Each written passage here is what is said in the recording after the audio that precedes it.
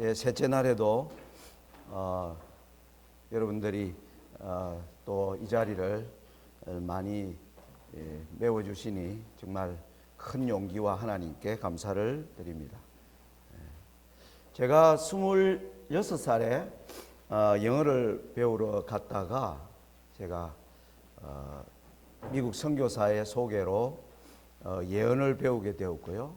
예언을 배우면서 하나님이 이 세상 역사를 이렇게 주관하고 계시는 것에 관하여 이 정말 놀라운 충격을 받았습니다. 그 후에 이제 담임 목사님과 함께 다니엘과 계시록 전편을 이제 배우기 시작했습니다. 그러면서 역사 속에 미국의 등장 이런 걸 보면서 제 마음속에 그 당시 하나의 굉장한 질문이 있었습니다.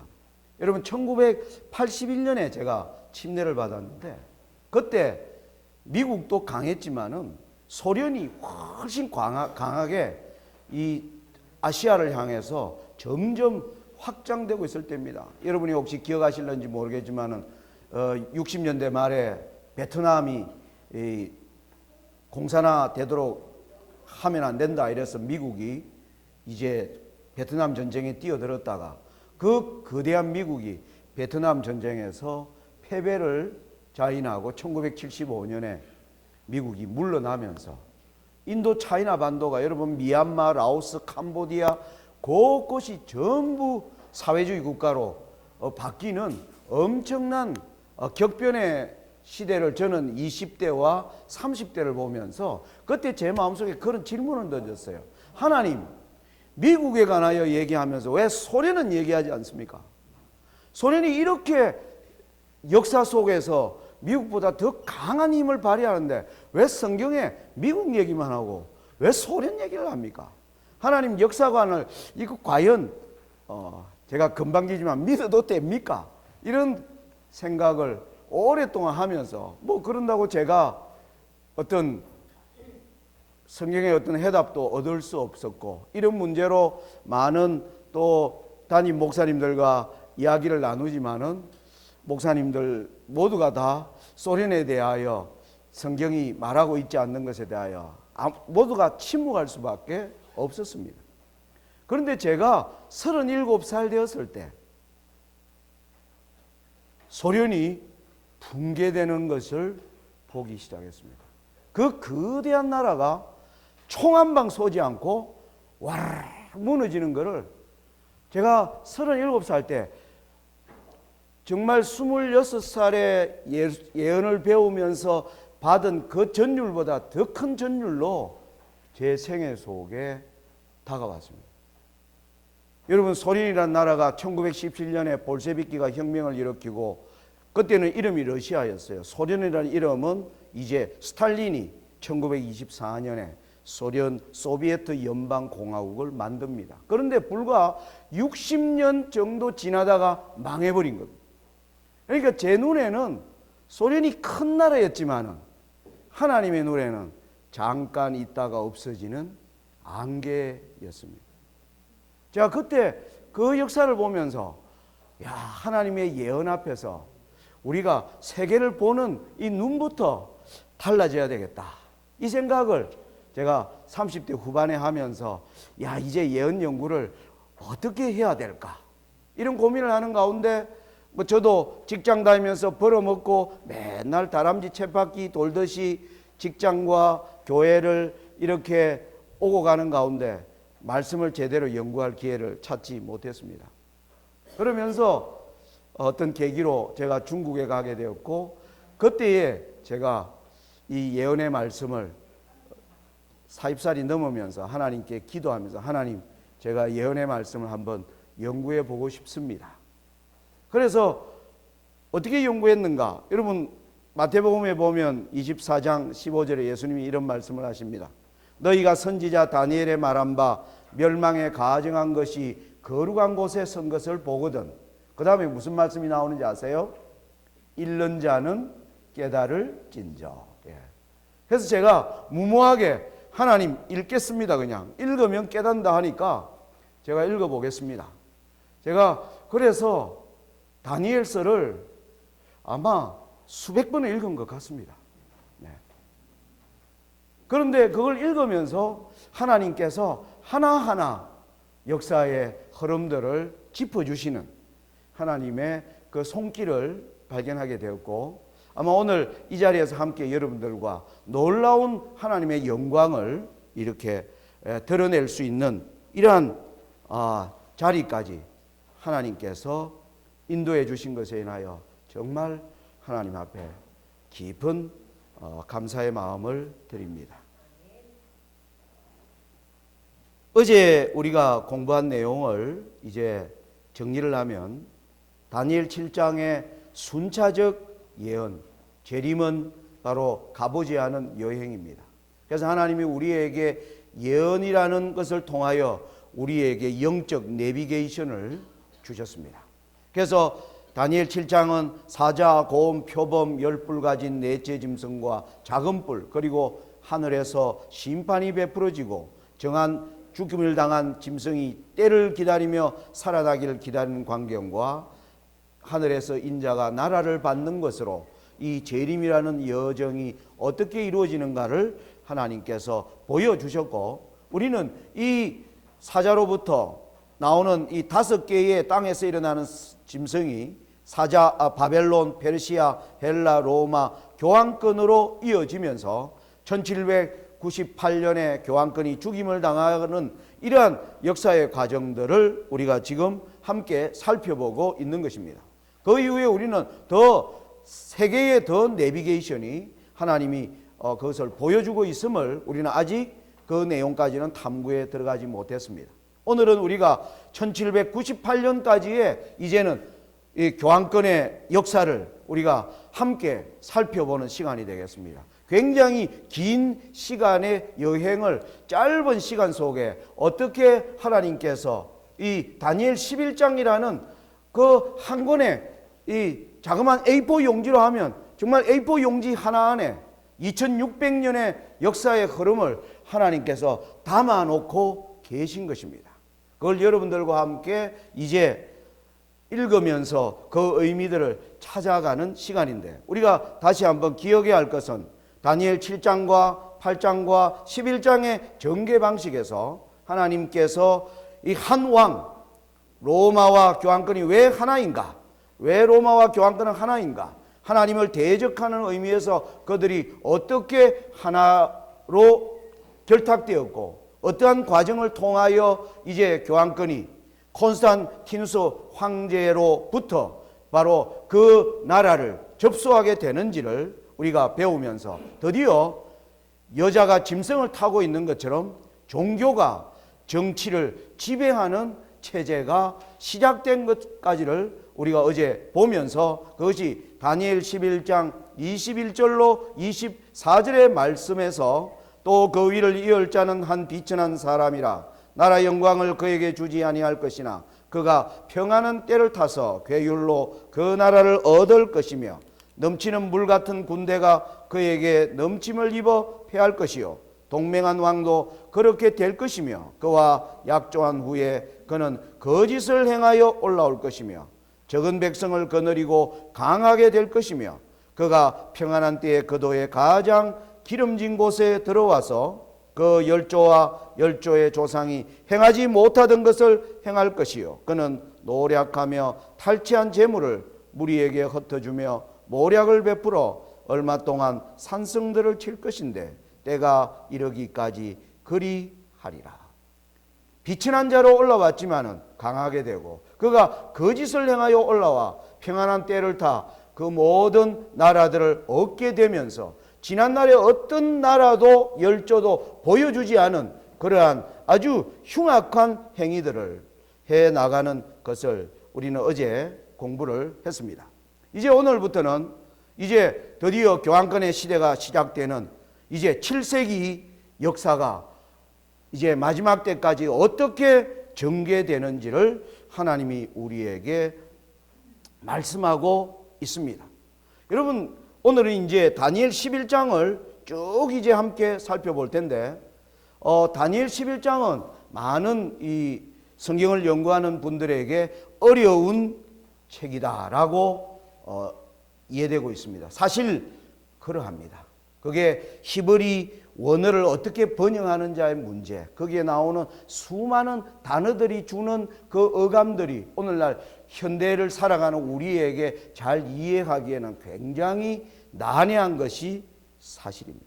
그리고 또 이 다니엘 11장 45절에 걸쳐서 2600년의 역사를 하나님이 이 글 속에 다 녹여놓았기 때문에 그 역사의 그 흐름을 우리가 잘 이해하지 못하면 또 그것 또한 잘 해석하기 어려운 점이 있습니다. 그런데 여러분, 제가 아까 서두에 말씀드린 것처럼 읽는 자는 깨달을진저. 제가 다니엘 11장을 이해하기 위해서 그냥 읽었습니다. 그냥 읽었더니 보이는 것이 있더라고요. 하나님께서. 그걸 제가 여러분들과 함께 이제 살펴보려고 합니다. 여러분, 여기 지도를 보시면 이제 이 지중해 위쪽으로는 서유럽 민족 국가 10뿔이 드디어 이제 체제를 잡았습니다. 게르만 민족의 이동으로 말미암아 로마는 멸망하고, 그리고 카톨릭을 이제 종교를 중심으로 하여 수많은 유럽 곳곳에 게르만 각 민족들이 자리를 차지하면서 이제 지중해 서편 그리고 동편에는 콘스탄티누스가 건설한 동로마 제국이 있고, 그리고 이제 오늘날의 중동 땅에는 사산조 페르시아 이렇게 나누어져 있을 때, 여러분 다니엘 11장 25절부터 30절에 이 내용을 이제 우리가 살펴보려고 합니다. 간단하게 읽겠지만은 여러분들이 한번 문장을 따라 보시기 바랍니다. 그가, 여기 그는 북방왕입니다. 북방왕이 그 힘을 떨치며 용맹을 발하여 큰 군대를 거느리고 남방왕을 칠 것이요, 남방왕도 심히 크고 강한 군대를 거느리고 맞아 싸울 것이나 능히 당하지 못하리니 이는 그들이 모략을 베풀어 그를 치미니라. 자기의 진미를 먹는 자가 그를 멸하리니 그 군대가 흩어질 것이요 많은 자가 엎드러져 죽으리라. 이 두 왕이 마음에 서로 해하고자 하여 한 밥상에 앉았을 때 거짓말을 할 것이라. 일이 형통하지 못하리니 이는 작정된 기한에 미쳐서 그 일이 끝날 것임이니라. 북방왕은 많은 재물을 가지고 본국으로 돌아가리니 그는 마음으로 거룩한 언약을 거스리며 임의로 행하고 본토로 돌아갈 것이며 작정된 기한에 그가 다시 나와서 남방에 이를 것이나 이번은 그 전번만 못하리니 이는 기띔의 배들이 이르러 그를 칠 것임이라. 그가 낙심하고 돌아가며 거룩한 언약을 하나고 임의로 행하며 돌아가서는 거룩한 언약을 배반하는 자를 중히 여길 것이며. 여러분 읽으면 도대체 무슨 소리인지. 그런데 문장의 내용은 여러분 자꾸 읽으면 파악되는 게 있습니다. 여기 보니까 북방왕이 힘센 군대를 가지고 남방왕을 치는 겁니다. 그런데 이 치니까 남방도 이제 북방왕과 싸울 수밖에 없습니다. 그런데 이 군대가 자기의 진미를 먹는 자가 자기 편이 그 군대를 오히려 해치는 이상한 일들이 일어나고 이 두 왕이 한 밥상에 앉았는데 서로 거짓말을 한다. 그 이후에 북방왕은 다시 남방왕을 치러 오지만은 예전보다 못하다. 그런데 기띔의 배들이 이르러 북방왕의 진로를 방해함으로 말미암아 북방왕이 그 자기 본국으로 돌아간다. 이 스토리는 이해할 수가 있습니다. 우리가 다니엘 11장을 연구할 때 사람들이 가장 왜 우리가 어려워하느냐 하면 이걸 해석하려고 하기 때문에 어려운 겁니다. 해석이 되나요? 해석이 안 되죠. 예, 해석이 안 됩니다. 그러니까 뭘 해야 되느냐 하면 문장의 내용을 파악하는 겁니다. 아, 북방왕이 큰 군대를 거느리고 남방왕을 친다. 그런데 남방이 처음에는 당하지 못하다가 나중에 이 전쟁이 이상한 양상으로 서로 거짓을 행하면서 전쟁이 시작된다. 그 이후에 북방왕이 다시 남방을 치지만 이 전쟁이 예전만 못해요. 기띔의 배들이 등장해서 이 전쟁이 소강 상태로 되어버립니다. 여러분, 이 다니엘 11장 해석에 우리를 굉장히 하나님이 우리에게 주는 중요한 힌트가 있어요. 그게 뭐냐면은 남방왕과 북방왕의 싸움으로 하나님이 2600년의 역사의 흐름을 거꾸로 설정해서 무대의 주인공은 북방왕이 주인공이요. 그리고 북방왕을 대적하는 조연으로 남방왕이 등장하고 있다는 사실을 우리는 분명히 알 수가 있습니다. 그리고 또 하나는 우리가 엘렌 G 화이트로 하신 말씀, 영원한 과거로부터 영원한 미래에 이르기까지 사건의 사슬에 고리와 고리를 연결시키고 계신 위대하시고 스스로 계신 분께서 당신의 말씀 속에 주신 예언들은 역사의 흐름에서 우리가 어디에 있으며 장래에 무엇을 기대할 수 있는지를 말해준다. 현재까지 일어나리라고 예언된 모든 사건들의 성취들을 역사의 페이지에서 찾아볼 수 있으므로 아직 오지 않은 모든 것도 그 순서대로 성취되리라는 것을 우리는 확신할 수 있다. 이 남방과 북방의 무대가 순서대로 전개된다는 것입니다. 이게 우리가 하나님이 우리에게 주시는 이 예언을 해석하는 데서 아주 중요한 지침이라고 할 수 있겠습니다.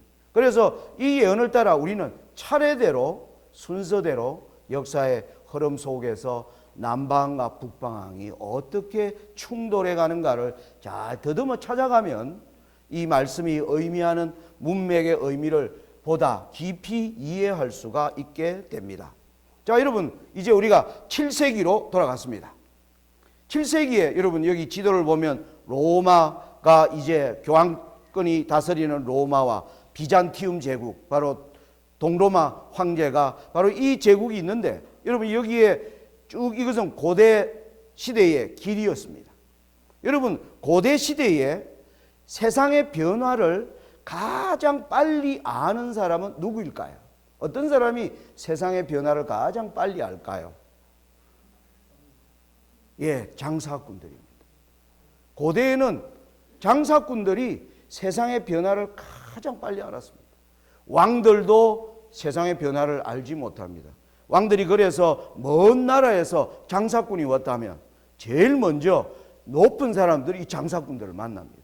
그러면 장사꾼들을 만나면 두 가지를 얻게 됩니다. 그죠? 야, 그거 가서 뭐 봤니? 아, 제가 가니까요, 그게 어떤 게 있고요, 어떤 변화가, 아, 그래? 거기에 우리나라에 없는 진기한 이런 맛있는 게 이런 게 있습니다. 예, 왕들이 그 어떤 사람보다 나라를 국경을 넘어서 장사하는 사람들이 가장 세상의 변화를 빨리 아는 사람이었습니다. 여러분, 7세기에 바로 이 지역을 통해서 홍해로부터 장사하는 마호메시라고 하는 사람이 장사꾼으로 역사 속에서 등장을 합니다. 그는 자기가 살고 있는 이 땅은 바로 유일신 사상을 가지고 있는데, 저 위에는 삼위일체 하나님이 아버지와 아들과 성령으로, 그리고 그 로마라고 하는 나라는 예수가 이 땅에 하나님의 나라인 교회를 세웠다. 예수님의 나라.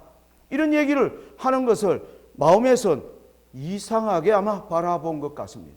그러면서 마호멧이 앞날에 대하여 진리에 대하여 갈구하는 가운데 그가 동굴에서 그의 기록에 의하면 가브리엘 천사가 와서 참 신은 사실은 유일한 신이요, 그것은 바로 알라 신이다 라는 계시를 받으면서 그는 알라가 참신이지 예수가 참신이 아니다 라고 하는 거대한 담론을 가지고 시대를 이제 이끌어가기 시작합니다. 그 공동체를 움마 공동체라고 합니다. 그 운동을 일으켜 나가면서 마호멧이 죽은 이후에 약 100년 동안에 여기 지도에 나오는 엄청난 세력으로, 바로 여러분 지도에서 보면 로마에서 보면 딱 남방왕 위치입니다. 거대한 세력으로 올라오기 시작하는 겁니다. 이 세력이 얼마나 크느냐 하면 오늘날의 스페인까지 이슬람 세력에 완전히 들어가게 되는, 이 점점 커져 나가는 것입니다. 그러면서 또 동편으로는 어디로요? 동로마 제국을 향하고 있고, 또 이 스페인과 포르투갈을 점령해서 프랑스로 넘어오려고 하는 이 거대한 세력이 바로 7세기부터 시작되는 놀라운 역사의 흐름이었습니다. 그것은 하나의 이데올로기 전쟁이었습니다. 예수가 신이냐 알라가 신이냐 하는 이 큰 주제를 가지고 둘은 충돌하기 시작합니다. 여러분, 역사는요, AD 7세기부터 이 이슬람교가 나오면서 그리고 18세기까지 1000년 동안 전쟁을 얼마나 치렀는가 도저히 헤아릴 수 없는데, 대략 역사가들은 7000번의 전쟁을 치렀다 이렇게 이야기합니다. 1000년 동안에 얼마나요? 7000번의 전쟁. 그러니까 아주 철천지 원수가 되어 있는 것입니다. 왜? 이쪽에는 예수가 하나님이라는데 예수는 하나님 아니야, 알라가 하나님이라니까 어디 저런 놈이 있나 싸울 수밖에 없는 것입니다. 누가 진짜 하나님입니까? 이게 그 시대에 7세기부터 16세기, 17세기를 흐르는 거대한 담론이었습니다. 애굽을 중심으로 해서 이슬람 세계는 교황권이 다스리는 통치 영역과 동로마와 이 모든 지역을 향하여, 여기 초록색으로 되어 있는 게 바로 뭐예요? 이슬람 문명이 점점 강화되어 있고 위에는 가톨릭 세계로 양분되어 있는 가운데 1000년의 역사는 이것을 이야기하고 있는 것입니다. 자, 이걸 알고 우리가 이제 아까 읽었던 25절, 30절을 좀 읽으면 여기 문장이 의미하는 바가 뭔지가 조금 이제 감이 오는 것입니다. 25절 보면 그가 북방왕 교황권이 그 힘을 떨치며 용맹을 발하여 큰 군대를 거느리고 남방왕을 치는 것입니다. 저것들 가만히 놔두면 안 되겠다. 우리가 예수님이 신이고 예수님이 세운 교회를 이 땅에 건설하려고 하는데 알라가 참신이고 예수는 인간이라는 겁니다. 예수는 마호멧보다 더 아래의 선지자에 불과하다. 저걸 도저히 묵과할 수 없는 것입니다. 그래서 거대한 전쟁이 시작되는 것입니다. 그런데 이 전쟁은요, 서로 모략을 베풀어 그를 치면 이 거짓말 싸움이에요. 예수님이 신이긴 하지만은 예수님이 가톨릭을 통하여 이 땅을 통치하라고 하는 것은 그것은 그들이 말하는 뭡니까? 거짓말입니다. 그리고 또 마호멧이 주장하는 알라가 참신이라는 것도 사단의 거짓에서 나왔습니다. 둘 다 진리가 아닌 거짓으로 뭡니까? 모략을 베풀어 서로 치는 싸움이 시작된 것입니다. 27절에 이 두 왕, 이 남방왕과 북방왕, 예수가 신이다 아니다 알라가 신이다는 이 두 왕이 마음에 서로 해하고자 하여 한 밥상에 언제나 우리 싸우지 말고 협정하자, 자주 7000번의 전쟁을 싸우니까 또 그렇지만 계속 뭐 하는 겁니까? 그 전쟁은 거치지 않고 계속 이어지는 전쟁이었습니다. 여러분, 이 전쟁이 뭐로 가장 극명하게 나타났는가? 바로 십자군 전쟁으로 극명하게 나타납니다. 여러분, 십자군 전쟁은 정말 사활을 건 큰 전쟁이었는데 200년에 걸친 7차에 걸친 엄청난 군대가 동원되어 있는 전쟁이었습니다. 자, 그런데 여기 28절에 보면 이 전쟁 가운데 북방왕이 이 전쟁에서 많은 재물을 가지고 본국으로 돌아가리. 북방왕은 이 전쟁을 통하여 엄청난 것을 사실은 전쟁을 통하여 얻는 것이 있습니다. 여러분, 중세 시대를 역사가는 암흑기라 그럽니다. 캄캄한, 영적으로 굉장히 어두운 시대. 그들이 이슬람을 치러 갈 때요, 교황 우르반이 십자군 전쟁을 일으킬 때 하는 말이 이런 말을 했습니다.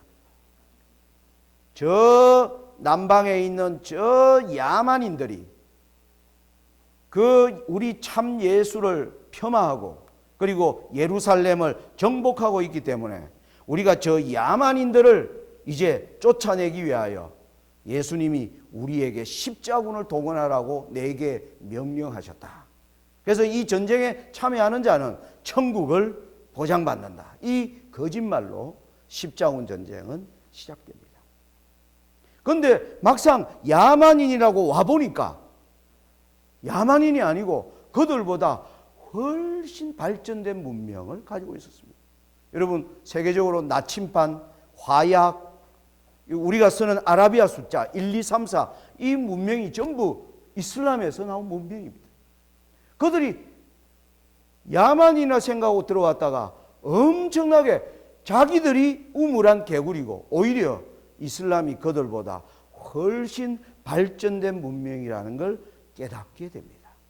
그래서 이 십자군 전쟁은 여러 차례 이루어지지만은 십자군 전쟁은 승자도 패자도, 남방왕이 이긴 전쟁도 아니고 북방왕이 이긴 전쟁도 아니고, 이 전쟁이 소강 상태로 들어가는데 뭐 때문에 보면 30절에 기띔의 배들이 이르러 그들을 북방왕을 친다는 겁니다. 기띔의 배가 뭘까 하는 겁니다. 기띔이 히브리어 성경으로 보면 여기 바로 키프로스, 오늘날 터키 시리아에서 지중해 서편으로 배를 타고 가면 약 120km 되는 사이프러스, 오늘날은 키프로스 공국으로 조그만 나라로 존재하는, 이게 성경이 얘기하는 기띔입니다. 이들이 칠 것이다. 이건 뭐냐면 언제나 지중해로 진출하는 어떤 이민족이 됐던 새로운 민족들은 가장 먼저 점령하고자 하는 게 이 기띔입니다. 이게 요충지입니다. 지중해 서편에 있는 섬입니다. 거대한, 우리나라 제주도보다 훨씬 8배나 큰 엄청 큰 섬입니다. 이 섬을 정복하면 드디어 지중해를 향해서 뭐합니까? 배를 타고 진격할 수 있는 자리가 바로 기띔입니다.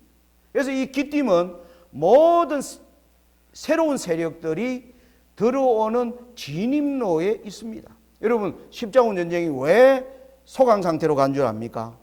바로 몽골족 징기스칸이 거대한 나라를 13세기에 만들어내, 1206년에서 1227년 21년에 징기스칸은 거대한 몽골 제국을 만들어냅니다. 여러분, 몽골 제국이 어디까지 옵니까? 바로 동로마 황제 비잔티움 제국 앞까지 확장되어 오는 것입니다. 그들이 지금 예수가 신이냐 알라가 신이냐 막 싸우는데 전혀 수많은 기병대를 가진 엄청난 듣도 보도 못한 야만인들이, 진짜 야만인들이 몰려들어요. 둘 다 아이고 우리가 지금 이거 싸울 때가 아니다. 그래가지고 십자군 전쟁은 사실은 유야무야로 끝나게 됩니다. 몽골이, 징기스칸이 죽고 난 뒤에 몽골이 이제 쇠퇴하게 되자 그 자리에는 또 누가 올라오면 오스만 투르크라고 하는 제국이 1299년에 드디어 오스만 제국이 올라옵니다. 이 오스만 제국은 올라오면서 동로마 제국을 완전히 150년 동안 동로마를 엄청나게 공격합니다. 150년이 지난 여러분 1449년에요. 동로마를 다 빼앗아 버렸습니다. 동로마는 여기만 남았어요. 이런 세력들이, 듣도 보도 못한 세력들이, 이 오스만 투르크는 마호메스로부터 알라가 신이라는 것을 그대로 받은 이슬람 세력의 세력으로 등장하는 겁니다. 예전에 이슬람을 주도하는 세력은 아랍 계통 사람이었는데 드디어 투르크가 오늘날에 뭡니까? 터키가 바로 투르크족의 본산지입니다. 그래서 투르크족이 주도하는 이슬람 세력이 강하게 동로마를 압박하는 시대를 맞이하게 됩니다. 여러분, 오스만 투르크가 여러분 점령한 땅입니다.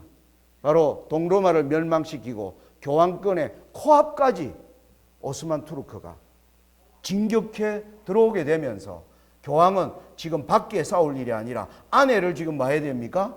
다독거려야 할 필요가 있는 것입니다.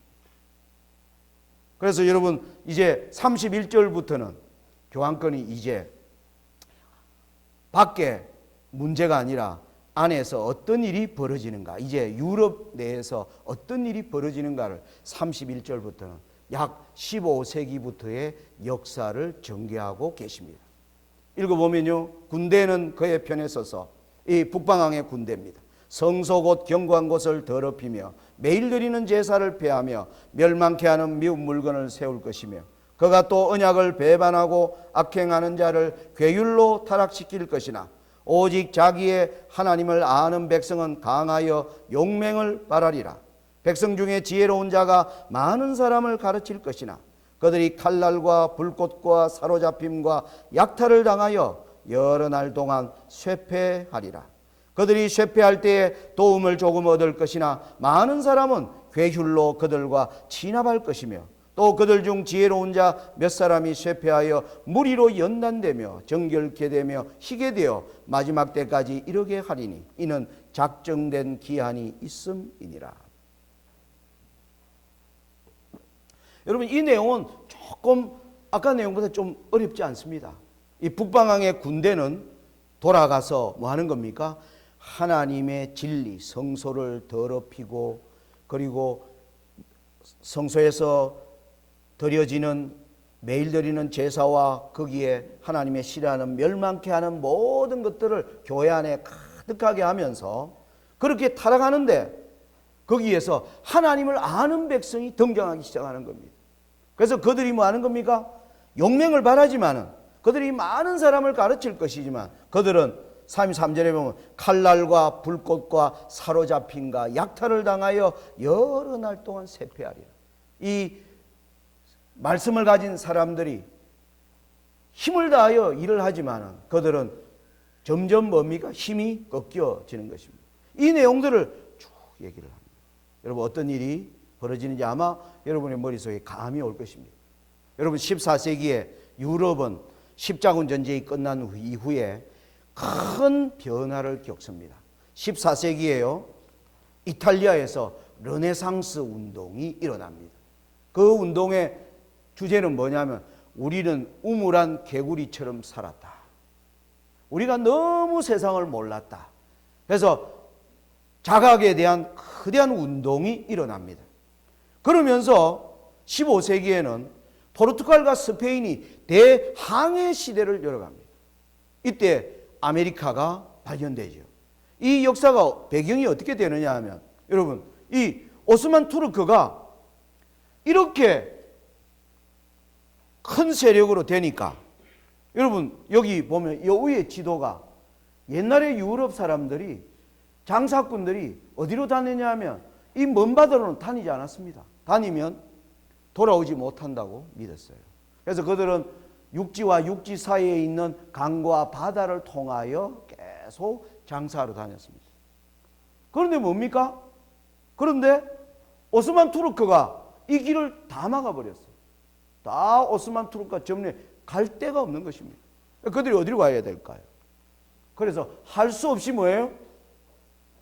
돌아서 간다고 다니다가 길을 잃고 뭡니까? 거대한 대륙, 저 멀리에 자기들보다 훨씬 큰 아메리카라는 땅이 있다는 거예요. 여러분, 그 당시 유럽 사람들이 알았을 때 경악했을까요? 안 했을까요? 야, 우리가 진짜 우물한 개구리였다. 응? 거대한 변화가 그들의 생각 속에 엄청난 변화가 일어나는 것입니다. 여러분, 그때 여러분 코페르니쿠스라는 학자가 등장하면서 지구가 돈다. 태양이 도는 게 아니라. 아이고, 정말 돌아버리겠어요. 그죠? 예? 지금까지 태양이 돈다고 가르쳤는데 가만 보니까 태양이 돌아요. 우리 눈에는 태양이 돌아요. 태양이 저기 있다가 저기가 아니에요. 그런데 지구는 돈다? 교회 지도자들이 진짜 돌아버리겠어요. 이후에 갈릴레이가 그 소리 하자 갈릴레이를 뭐 했습니까? 잡아다가 너 죽을래? 그랬어요. 갈릴레이가 뭡니까? 갈릴레이는 뭐 자기의 목숨을 걸 생각은 없었으면 그래서 아닙니다. 태양이 도는 건 맞습니다. 그러니까 풀려났어요. 그런데 재밌는 얘기가 집에 가서 부인에게 뭐라고 합니까? 이불을 뒤집어 쓰고 아니야, 지구가 돌아 라고 했다는 그 유명한 말은 이 그때 교회가 얼마나 이 그들이 알고 있는 걸 진리라 주장하면서 사람들을 얼마나 어두움 가운데 억압했는가를 보여주는 것입니다. 정말 어떻습니까? 마젤란이라는 사람이 나오면서 세계를 일주해버린 겁니다. 지구는 둥글다, 확실하다. 왜? 내가 지구를 돌아서 그 자리로 돌아와 온 것입니다. 사람들이 이야, 지구는 둥글구나. 정말 먼 바다로 가도 돌아올 수 있구나. 이것은 엄청난 변화를 일으키는 것입니다. 이런 생각은 뭐예요? 교회도 불어닥치기 시작하는 것입니다. 여기 아까 보니까 31절에 교황권의 군대는 뭐예요? 하나님의 진리를 다 뭡니까? 짓밟는 일을 하는 것입니다. 여기 보시면 교황권에 의한 불법의 역사와 개혁운동을 제가 간략하게 요약을 1096년에 십자군 전쟁이 시작되면서 1184년에는 종교재판소를 설치합니다. 교회가 가르치는 것과 다른 소리 하면 다 잡아 죽이는, 그리고 1196년에는 면죄부를 팔고요. 1215년에는 고해성사 제도를 확립시킵니다. 예수님께 기도할 필요 없고 사제에게 찾아가서 너희의 죄를 구하면 그가 다 용서해 준다. 예수님의 중보와 성소로부터 우리가 하나님의 성소로 나아가서 그분을 따라가야 할 필요들을 다 뭐 해버립니까? 막아버립니다. 1229년에는 성경을 검서 목록, 성경을 절대 읽을 수 없는 책으로 지정해버립니다. 이런 가운데 1376년에 바로 영국의 옥스퍼드 대학의 위클리비 종교개혁을 시작합니다. 참된 성경의 로마서를 주석하면서 이 위클리비의 사상은 얀 후서에게 넘어갔고, 그리고 1450년에는 구텐베르크가 인쇄술을 발견하면서 종교개혁에 대한 사상은 인쇄를 해서 수많은 사람들에게 퍼져나가는 길들이 열어가는 것입니다. 그것은 칼뱅의 종교개혁으로 일어나서 이제 다시 유럽은 이제는 구교와 신교로 대립되는 역사가 시작됩니다. 여러분 보시면 아까 르네상스와 대항해 시대는요, 독일에서 바로 루터가 종교개혁운동을 일으키는 것입니다. 이 종교개혁운동은요, 또 이어서 이 종교개혁운동은 잔 위클리비 그리고 얀 후서에게, 또 이런 사상은 루터를 통하여 수많은 프로테스탄트라고 하는 무리가 등장하는 길을 열어가는 것입니다. 드디어 구교와 신교, 가톨릭과 개신교라는 이름으로 이제는 유럽 안에서 싸움이 시작됩니다. 가톨릭 교회가 참교회다. 프로테스탄트는 아니다. 가톨릭 교회는 바벨론이고 신교가 참교회다. 이거로 이제 싸우는 겁니다. 지난날에는 알라가 신이다, 예수가 신이다로 싸우더니 이제는 내부에서 구교가 참교회다, 신교가 참교회다 이러면서 서로 죽이고 살리는 엄청난 살육의 시대가 전개되는 것이 바로 16, 17세기 역사를 담고 있는 것입니다. 이 전쟁은 30년 전쟁으로 첨예해야 됩니다. 1618년부터 1648년의 이 전쟁은 나라들이 참여해가지고 여러분 이 30년 동안 서로 죽인 사람이 역사는 1000만 명이 넘는다라고 기록합니다. 왜? 어느 교회가 진짜라고 하는 그 주제를 가지고 싸우는 거죠. 여기에 더 이상 버틸 수 없는 청교도들이 이제 1620년도에 메이플라워를 타고 이제는 대서양을 넘어서 아메리카로 대거 가면서 이 종교전쟁도 다시 싸그라들기 시작하는 것이 바로 15, 16, 17세기의 역사를 하나님이 요약하고 계신 것입니다. 다니엘 11장 30절부터 35절의 내용이 그것을 뒷받침하는 것입니다. 이 프로테스탄트는 미국에서 이제 많은 종파들을 만들어냅니다. 거기에 우리는 1844년 이후에 바로 윌리엄 밀러의 재림 운동 이후에 제7일 안식일 예수 재림교회라는 저희도 바로 루터의 종교개혁에 영향을 받은 우리는 저와 여러분은 프로테스탄트입니다. 여러분 프로테스트가 무슨 뜻입니까? 프로테스트, 저항하다. 누구에 대하여 저항하는입니까? 거짓에 대하여 저항하는 거예요. 교황권에 대하여 저항하는 것입니다. 이게 프로테스탄트의 분명한 정신입니다.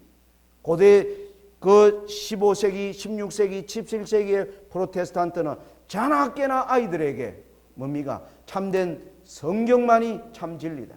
성경을 떠난 모든 것들은 바벨론이라는 것을 자나깨나 아이들에게 가르친 그 무리들을 지칭하여 프로테스탄트라고 부르는 것입니다. 오늘 우리의 이 기독교 안에 프로테스탄트 정신이 과연 살아있는가? 여러분 스스로 한번 자문해 보시기를 바랍니다. 자, 그러면서 이제 36절은 이제 16세기를 뛰어넘어 17세기, 18세기의 변화를 설명합니다. 36절부터. 이 왕이 자기 뜻대로, 이 왕은 북방왕, 여전히 교황권입니다. 자기 뜻대로 행하며 이제 신교도들이 다 이주해 가면서 유럽이 다시 가톨릭의 교황 체제로 있을 때 자기 뜻대로 행하며 스스로 높여 모든 신보다 크다 하며 비상한 말로 신들의 신을 대적하며 형통하기를 분노하심이 쉴 때까지 하리니 이는 그 작정된 일이 반드시 이룰 것임이니라.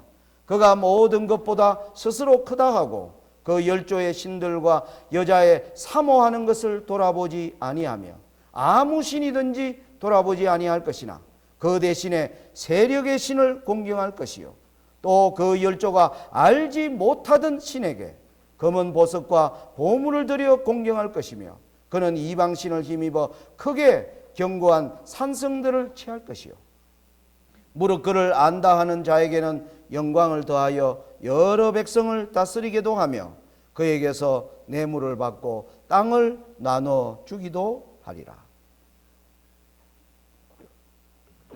여러분 여기 그래 보시면 이 북방왕이 그 이후에 보니까 세력의 신을 공경할 것이다. 지금까지 그들이 성전 신과는 전혀 뭡니까? 새로운 그 열조가 알지 못하던 신을 섬길 것이다. 그 신은 뭘까요? 무신입니다. 신은 없다라는 사상입니다. 여러분 이 16세기에 종교개혁 운동이 일어나면서 17세기에는 프랑스에서 계몽운동이 일어납니다. 그리고 18세기에는 영국에서 산업혁명이 일어납니다. 혁명의 때입니다. 여러분 계몽운동의 주역은 누굽니까? 우리가 바로 데카르트라고 하죠. 나는 생각한다. 고로 나는 존재한다. 인간은 생각하는 존재다. 여러분 이것 때문에 죽을 뻔했습니다. 그 말했다가. 교회는 인간은 생각하는 존재가 아니라고 가르쳤어요. 인간은 뭐예요? 교회가 가르치는 대로 믿고 따라가는 존재지 어떻게 무식한 인간이 스스로 생각한단 말이냐. 그런데 데카르트는 뭐예요? 나는 생각한다. 고로 나는 존재한다. 데카르트는 이 말하고 죽을 뻔했습니다. 그래서 나중에 어디로 해요? 제네바로 도망갑니다. 얼마나 무서운 시대였습니까? 그러면서 우리는 니체 이런 사람들이 등장, 신은 죽었다.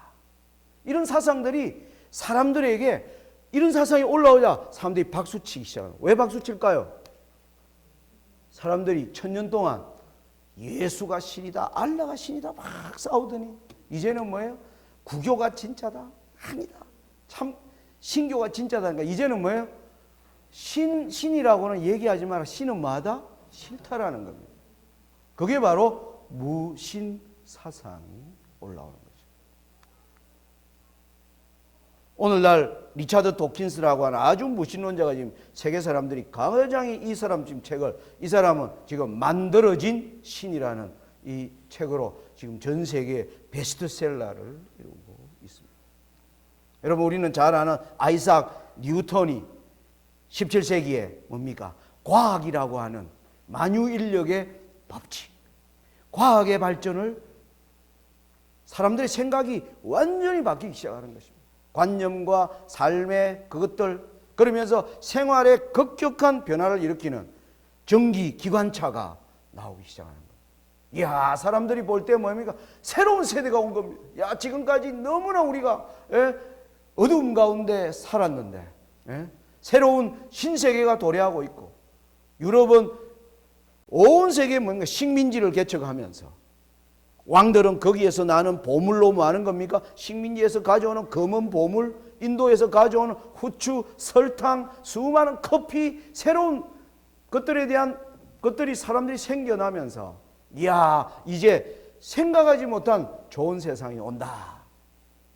여러분, 우리가 생각해 보십시오. 한국이 1950년 6.25 이후에 어려운 시대를 살다가 아무튼 박정희 대통령이 경제개혁 개발을 하면서 70년, 80년 성장하고 있지만은 개인들이 크게 잘 사는 것을 느끼지는 잘 못했습니다.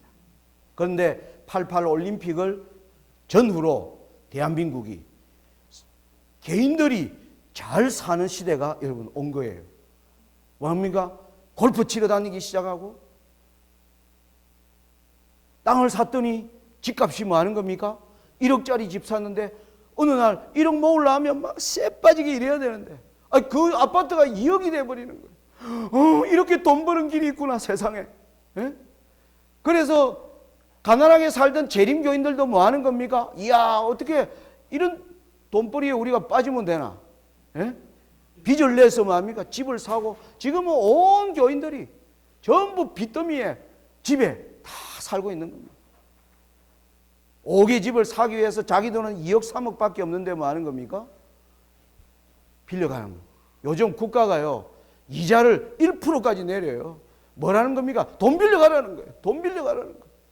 쟤한테 저 돈도 없는데요, 쟤한테도 문자 와요. 돈 빌려 쓰라고요. 예? 세상 참 좋아졌죠, 그죠? 돈을 빌려 쓰라니 무슨 소리 하는 거예요? 예전에는 우리 엄마 아빠 때는 빌리러 가면 당신 뭔데 니가 돈 빌리러 가? 그렇게 한 세상이었는데 지금 막 빌려주는 겁니다. 그렇게 사람들 우리가 착각해서 산 겁니다. 야, 이거 희한한 세상이 왔다. 주식에 투자했더니 주식값이 올라가고 뭐 하는 겁니까? 부동산에 투자했더니 부동산 값이 올라가고 그 기분에 들떠가지고 뭐 하는 겁니까? 골프 치러 다니고 자동차 타고 다니고 좀 마이카 시대 차 타고 다니면서 맛있는 집 멀리까지 가서 뭐예요? 맛있는 거 먹고 해외로 여행. 세상에 이런 걸 본 적이 없는 거예요. 그런데 여러분 지금 가만히 돌아보니까 이게 다 뭐예요? 빚더미예요. 빚더미. 점점 살기가 어려워지고 우리 자녀들은 직장도 없고 뭡니까? 50만 원 주는 실업연금. 오늘 박원순 서울시장이 향후 3년 동안 서울의 청년들에게 50만 원씩 6개월씩 4,800억을 조성해서 주겠다. 이 세상이 그냥 공짜 돈을 주는 겁니다. 이런 세상이 온 겁니다. 일자리가 없는 세상. 우리가 정신을 차리고 보니까 이게 다 뭐예요? 껍데기예요. 이 유럽 사람들이 그랬습니다. 그들이 어둡게 살다가 새로운 세계를 보면서 거기에 취해버린 것입니다. 식민지에서 가져오는 새로운 것들, 여러분 후추 안 먹어본 사람이 탁 쏘면서 소금만 맨날 소금만 먹던 사람이 톡 쏘는 막 우와 환상적이에요. 설탕, 야 커피 정말 냄새 좋네. 거기에 사람들이 하나하나만 사단이 그러면서 하나님 없이 사는 세상, 무신의 세상이 얼마나 멋지냐 사람들에게 그렇게 보여준 시대였습니다.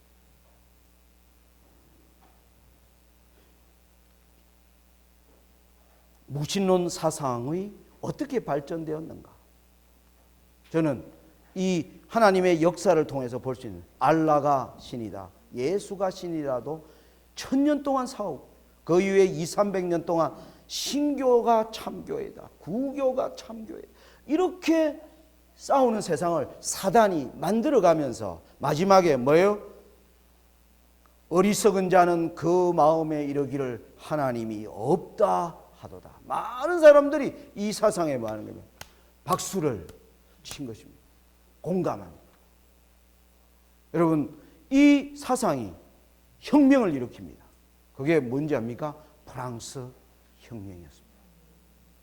1789년에 드디어 앙시엥 레짐이라고 하는 프랑스 혁명이 일어납니다. 사람들이 잘 사는 줄 알았는데 프랑스가 식민지도 많이 열고 이래가 루이 14세 15세기에 프랑스는 엄청난 국부가 나라로 들어오기 시작했어요. 루이는 너무나 그 재물에 취해서 짐이 곧 국가다 그러면서 굉장히 방만한 삶을 살기 시작했습니다. 그런데 그 거품이 빠지기 시작하는 겁니다.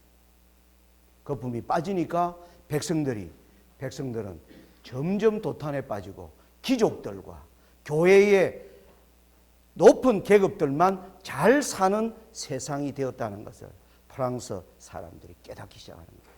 오늘날도 마찬가지입니다. 오늘날도 아까도 말씀드렸지만 평범한 사람들이 부동산가도 올라가고 이러면서 직장의 봉급도 올라가고 이래서 우리 중산층이 생겼죠. 그런데 지금 이 거품이 싹 빠지면서 보니까 상위 1%만 뭐 하는 겁니까? 잘 사는 걸 지금 사람들이 보면서 지금 세상이 뒤집어지려고 하는 겁니다. 바로 이 프랑스 혁명이 그랬습니다. 그 모든 환상들이, 그 거품이 완전히 걷어지면서 프랑스 국민들이 뒤집어 엎어야 되겠다. 앙시엥 레짐, 그 모든 제도를 다 뒤집자. 그래서 종교와 정치를 혁명으로 다 뒤집어 버렸습니다. 왕을 잡아다가 뭐 했습니까? 기호징의 목을, 루이 16세 목을 잘라 버렸습니다. 1798년에는 교황을 잡아다가, 나폴레옹이 교황을 잡아다가 감옥에 넣는 대격변이 바로 무신론 혁명을 통해 드디어 이제 나라를 잡으려는 무신론 사상이 정치 세력화하려고 하는 그 시대로 탈바꿈의 것이 바로 프랑스 혁명입니다. 그 이전까지는 무신론은 하나의 사상이었습니다. 이데올로기였습니다. 그런데 이 이데올로기로 우리가 계속 이데올로기로 머물면 안 되겠다. 뭐하자? 정권을 잡아야 되겠다. 여러분, 우리나라의 어떤 지금 자유한국당과 더불어민주당의 갈등이 이런 것과 비슷한 것입니다. 그들은 촛불이라는 혁명을 통해서 국민이 이런 체제를 뒤집기를 원했다. 그런데 반대는 지금 저항하는 이런 일들이 일어나는 현상과 매길 비슷하게 보시면 되겠습니다. 이 무신론이 하나의 이데올로기로 있다가 이제는 그들이 원하는 나라를 세워야 되겠다라고 일어난 것이 바로 1789년의 프랑스 혁명입니다. 그런데 이 혁명이요, 사람 마음대로 안 돼요. 우리 그런 말 있잖아요. 사람이 변소 들어갈 때 마음 다르고 변소 나올 때 마음 다르다고. 여러분, 혁명할 때는 뭐 하는 겁니까? 여러분 제게 정권을 주시면 제가 여러분들 위하여 잘 하겠습니다. 말은 천상뉴스로 합니다.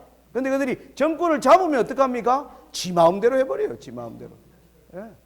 이건 인류 역사에서, 모든 역사에서 공통적으로 인간은, 하나님을 떠난 인간의 마음속에는 뭐만 존재합니까? 이기심만 존재하는 것이기 때문입니다. 그러니까 이 프랑스 혁명이 자기들이 원한 대로 안 가요. 그래서 프랑스 혁명의 주체가 처음에 왕정만 없애려고 했는데 이걸 하는 방법에 있어서 뭐 하는 겁니까? 국민의회, 입법의회가 생기고 국민공회, 서로 정권을 잡기 위한 엎치락 뒤치락. 지금 대한민국이 더불어민주당에 빼앗긴 것을 다시 찾아야 되겠다고 지금 사활을 건 싸움이 지금 대한민국에서 일어나고 있는 것입니다. 우리 종교인들이 거기에 관여할 필요가 없습니다. 이 모든 것은 역사에 그들이 원하는 세상을 힘으로 얻기 위한 인간의 몸부림에 불과한 것입니다. 프랑스 혁명이 이걸 극명하게 보여주는 것입니다.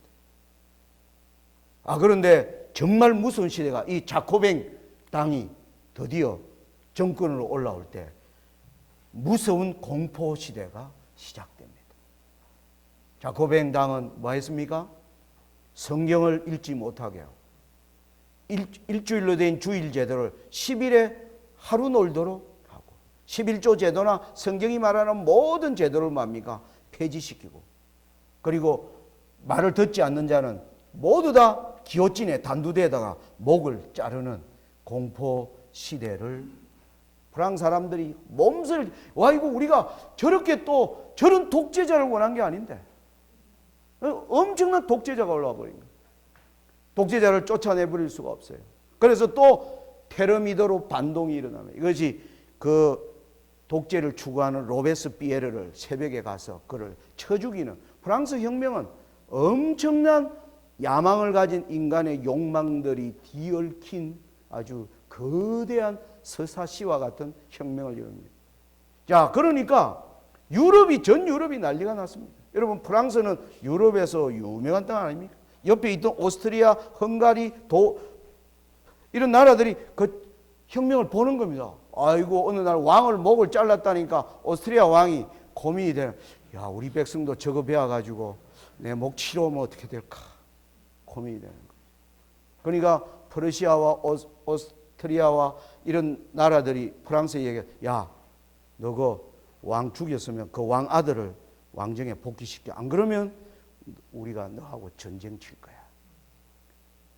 그래서 프랑스 혁명에 반대하는 전쟁이, 프랑스는 안에는 혁명에, 그리고 밖에는 뭡니까? 오스트리아와 프러시아와 이런 나라들과 전쟁을 하는 내우외환, 정말 혼란한 시대로 들어갑니다. 그때 놀라운 영웅이 바로 나폴레옹이 쿠데타를 통해서 이 전쟁을 승리로 이끌면서 나폴레옹이 올라오는 겁니다. 곳곳으로 나폴레옹은 뭐였습니까? 프랑스가 그 있는 가운데 그 수많은 나라들을 나폴레옹에 굴복시키기 시작하는 것입니다. 나폴레옹은 그래서 어디로 들어가서 이탈리아로 1798년에 이탈리아로 들어가서 교황을 잡습니다. 그 내용이 11장 40절에, 이제 이거는 제가 이틀 후에 할 텐데요, 마지막 때에 관한 다니엘 11장 예언은 이제 우리가 내일 하늘의 심판이 시작되는 얘기를 이제 하고 강의를 계속 할 것입니다만, 오늘 마지막 때 남방왕이 그를 찌르니 드디어 무신론이 세력화되어 교황을 찔렀다, 이 말입니다. 그것은 바로 1798년에 나폴레옹이 교황을 잡아다가, 그리고 스스로, 예전에는 유럽의 모든 왕가는 교황이 수여했습니다. 그런데 자기가 나 외에는 황제가 없다면서 스스로 머리에 왕관을 서면서 교황권의 시대를 끝냅니다. 그러면서 나폴레옹은 그 집권 기간 동안 나폴레옹 법전을 만듭니다. 이 나폴레옹 법전은요, 전부 성경의 사상을 뒤집는 제도들로 이루어져 있는 특징이 있습니다. 교황청은 이런 땅을 가졌는데 다 빼앗아 버렸습니다. 나폴레옹이 전부 프랑스 영토로 다 빼앗아 버렸습니다. 그러면서 나폴레옹은 그 뒤에 유럽을 향하여 계속 전쟁을 치지만 그의 시대는 불과 10여 년밖에 되지 않습니다. 그는 뭡니까? 몰락해 버립니다. 세인트 헬레나 섬에서 비참하게 그의 삶을 끝냅니다. 나폴레옹이 몰락하면서 이 이후의 세계를 위해서 유럽은 빈 의회를 만들고 다시 옛날에 돌아가는, 그래서 나폴레옹이 무신론 국가를 세우려는 꿈은 한갓 일장춘몽으로 끝나버립니다. 그러면서 우리는 바로 하나님의 예언에서 1798년까지의 예언을 우리가 오늘 다니엘 11장을 통해 아주 짧게 제가 여러분과 함께 본 것입니다. 이제 우리는 다니엘 7장의 순차적 예언에서 바로 교황권이 무너진 1798년 이후에 우리는 또 세 개의 내비게이션이 제시되어 있음을, 이제 내일부터 그것을 이제 우리는 다시, 이제 우리 시대가 이제 들여다 보이는 정말 흥미진진한 예언의 속으로 우리가 들어가게 되는 것입니다. 역사에서, 여기서 이제 우리가 알아야 될 게, 이 역사에서 나타난 교황권의 적이 있어요. 그게 뭔가 여러분 잘 이해하는 게 중요합니다. 첫째, 이슬람. 두 번째는 프로테스탄트. 세 번째는 무신론입니다. 이게 교황권과 끊임없이 싸웠던 존재입니다. 이 말은 무슨 말이냐면, 교황권은 다시 살아날 것이 예언되어 있지 않습니까?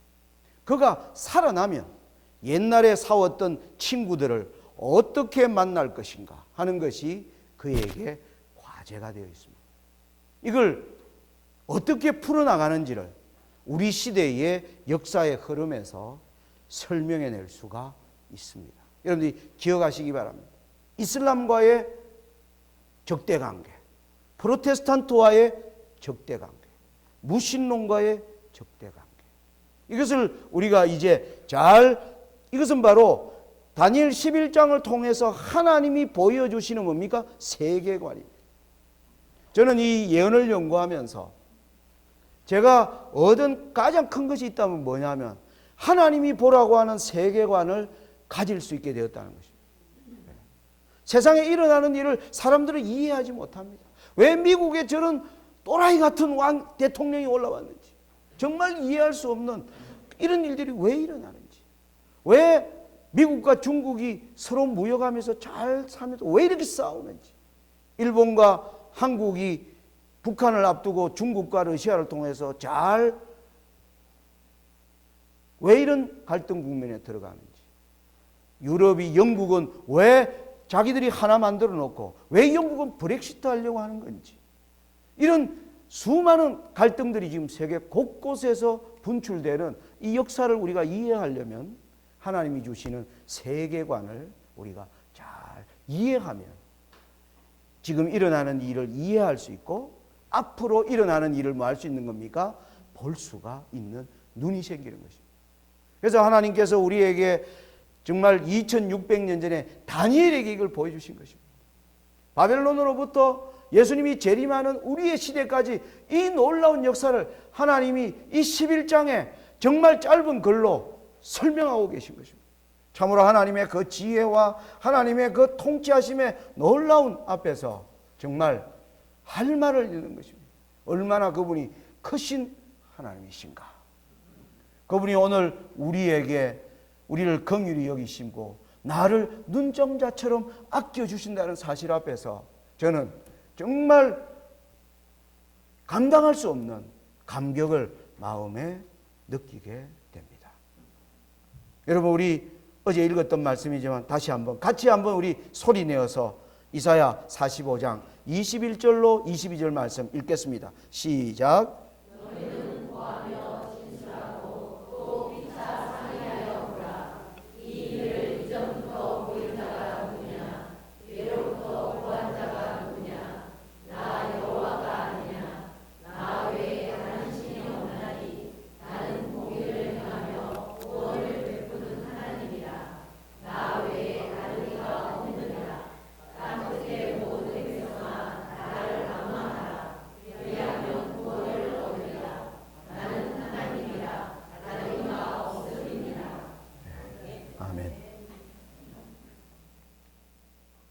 자, 여러분, 이제 아주 강조했기 여러분 머릿속에 아마 입력이 되었을 거라 생각합니다. 다니엘 7장의 순차적 예언.